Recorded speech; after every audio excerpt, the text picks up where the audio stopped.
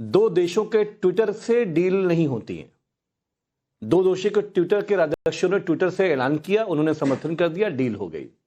ना दोनों देश के कृषि मंत्री मिले, ना एक दूसरे को सलाम करना जानते हैं, ना कभी मुलाकात है। शिवराज चौहान जी का कोई इस्तेमाल तो दिल्ली में बैठा के होना ही चाहिए था, एक बहुत सीजन मुख्यमंत्री रहे हैं वो। तो हमारा ये कहना है कि आप 45 लाख करोड़ का सामान अमेरिका से अकेले खरीदने वाले हो। उनकी जो प्रेस सेक्रेटरी हैं, आप तो अंतर्राष्ट्रीय जियोपॉलिटिक्स को नविका मैम हमेशा से नजर रखती हैं, उनकी प्रेस सेक्रेटरी ने क्या बोला? नरेंद्र मोदी ने फैसला कर लिया है कि रशिया से ऑयल लेना हम बंद करेंगे। हम ऑयल लेंगे वेनेजुएला से और अमेरिका के जरिए हम वेनेजुएला से ऑयल लेंगे। चलो ठीक है, आप दोस्तों की दो रिफाइनरी अगर बर्बाद करना चाहते हो, ठप करना चाहते हो, तो हमें कोई दिक्कत नहीं। आपने ये कहा कि जो एग्रो इंडस्ट्री है, जो वहां की कृषि एग्रीकल्चर सेक्रेटरी है, वो कह रही हैं अमेरिका का जो ग्रामीण अमेरिका है, जो किसान है, वो माला माल होने वाले हैं, क्योंकि भारत का में की बाजार में कृषि हमारे उत्पाद जाने वाले हैं। आदरणीय अखिलेश जी ने पूछा क्या, उन्होंने उनकी गुनाह क्या है, उनकी गलती क्या है? उन्होंने यही कहा कि हमारे देश का खेतीहर किसान, मजदूर, डेयरी जो हमारी है, उसको आप बर्बाद क्यों करना चाहते हो? जब हम बात करते हैं कि हमारे फूड्स में पाश्चात्य खाना ना हो, वेस्टर्न खाना ना हो, वेस्टर्न फूड ना हो, तो वही बात उन्होंने कही ना कि भाई जो सनातनी है, जो व्रत रखना चाहते हैं, अमेरिका से अखरोट आ रहा है, अमेरिका से सेब आ रहा है, हमारे देश की जो एग्रो इंडस्ट्री है, नरेंद्र मोदी उसको तबाह बर्बाद कर रहे हैं। कल जब वो राज्यसभा में आएंगे, समाजवादी पार्टी अमित जमाई जी, मैं आपको एक बात की बधाई देना चाहती हूँ। कम से कम राहुल गांधी के मुद्दे आपके मुद्दे नहीं हैं। आपने सीरियस सवाल उठाया और सीरियस सवाल ट्रेड डील को लेकर उठाए, इसके लिए मैं आपको बधाई देती हूँ। लेकिन मैं साथ में ये भी कहूंगी, क्योंकि आपने खुद ही मुझे अभी सर्टिफिकेट दिया कि मैं जियोपॉलिटिकल सिचुएशन पर नजर रखती हूं, तो मैं आपका ध्यान आकर्षित करूंगी इस बात की तरफ कि क्रेमलिन से भी एक बयान आया था, शायद आपसे मिस हो गया। क्रेमलिन ने कहा कि हमें भारत ने कुछ नहीं कहा है कि वो आगे से हमारा रशियन ऑयल नहीं खरीदेंगे। ये क्रेमलिन का भी स्टेटमेंट आया था। आप कहें तो मैं भिजवा देती हूं आपको, पढ़ लीजिएगा। दूसरी बात, जो आप डेयरी और एग्रीकल्चर की बात कर रहे हैं, आप अमेरिकन ट्विटर बहुत देख रहे हैं। आप अपने देश के कॉमर्स मिनिस्टर को सुन लेते तो उन्होंने भी इस बात का जवाब दिया है, लेकिन वो आपको कभी ना समझ आता है, ना आपकी रुचि रहती है उसे सुनने में। लेकिन राहुल गांधी से आपने अपना अलग रास्ता अपना लिया। प्रदीप भंडारी, इस पर क्या कहेंगे?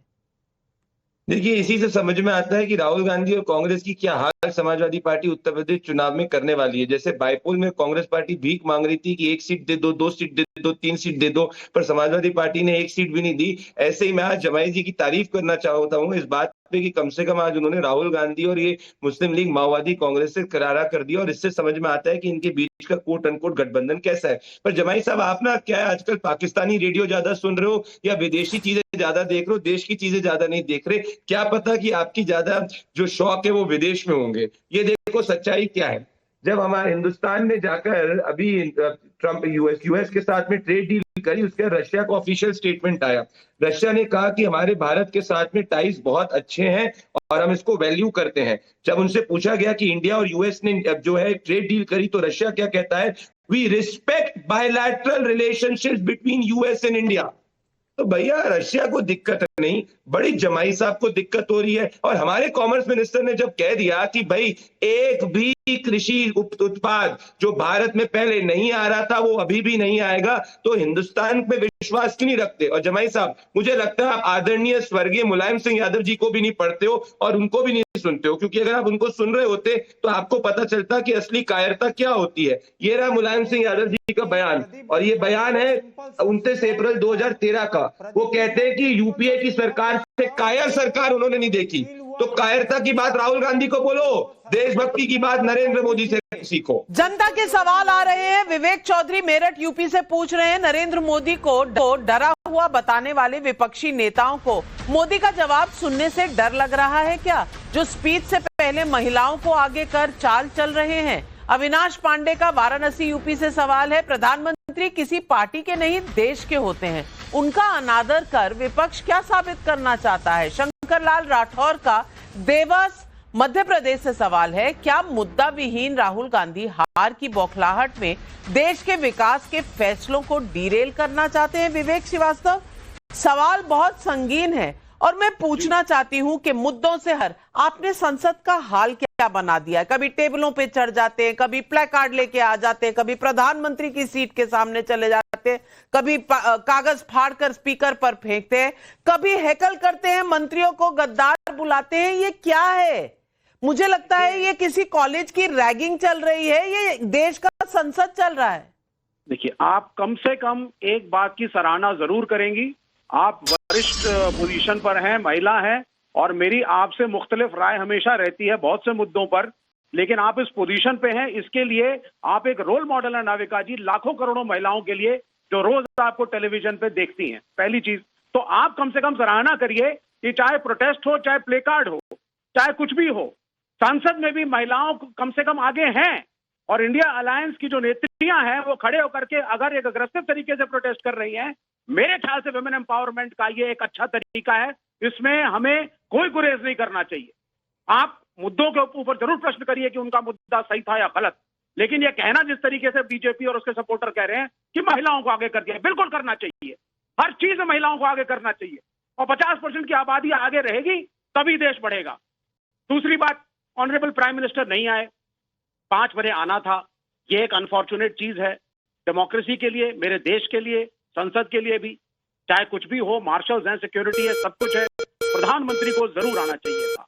ना आकर के एक गलत मैसेज मेरे प्रधानमंत्री ने देश को दिया है। हम चाहेंगे चाहे हरदीप पुरी हो, चाहे ऑनरेबल प्राइम मिनिस्टर हो, बीजेपी का कोई भी नेता हो, एप्स्टीन फाइल्स को लेकर के पूरे विश्व में अगर अफवाहें हैं जिन पे अगर मैं भी ना विश्वास करूं, जब तक ऑफिशियली खड़े होकर के क्लैरिफिकेशन सरकार नहीं देगी तब तक क्लैरिटी नहीं आएगी और लोग विवेक श्रीवास्तव जी, मैं विमेन एम्पावरमेंट की बात आपके मुंह से सुनकर थोड़ी सी सरप्राइज जरूर हूं। महिलाओं को आगे करना, आप कहते हैं प्रधानमंत्री डर गए नहीं आए, मुझे तो लगता है कि जो लोग महिलाओं के पीछे छुप कर वार कर रहे हैं, डरे हुए वो हैं, और महिलाएं आगे हैं, एम्पावर्ड हैं। महिलाएं असंसदीय काम करके पावरफुल नहीं बन जाती, और मुझे नहीं लगता ये रोल मॉडल होता है किसी के लिए कि आप असंसदीय भावनाओं से वहां जाइए और प्रोटेस्ट करिए तो आपका गुणगान होना चाहिए। हमारी आवाज और हमारी जो बिहेवियर है वो अपने आप में इतनी मजबूत है कि हमें इस तरह के काम करने की जरूरत नहीं है। वो आप पुरुषों के लिए ठीक है कि टेबल पर चढ़ जाइए तो बहुत अच्छे लगेंगे, महिलाओं को ये सब करने की जरूरत नहीं है क्योंकि उनकी हर लफ्ज में दम भरा हुआ है। हर्षवर्धन त्रिपाठी जी, ये रोल मॉडल किसको बना रहे हैं? रैगिंग को, हेकलिंग को, डेमोन्स्ट्रेशन को, अनपार्लियामेंट्री बिहेवियर को ये लोग बताना चाह रहे हैं देश और दुनिया के सामने कि यही तरीका है जीने का?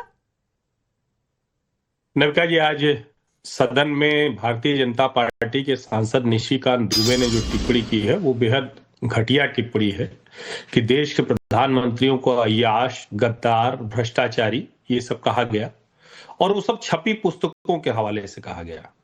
और ये सब हुआ क्यों? क्योंकि राहुल गांधी एक बिना छपी अनपब्लिश्ड बुक्स के हवाले से और भारत की सेनाओं का मनोबल तोड़ना चाहते थे, एक ऐसी स्थिति कर रहे थे जिसको हास्य की तरह ले रहे थे।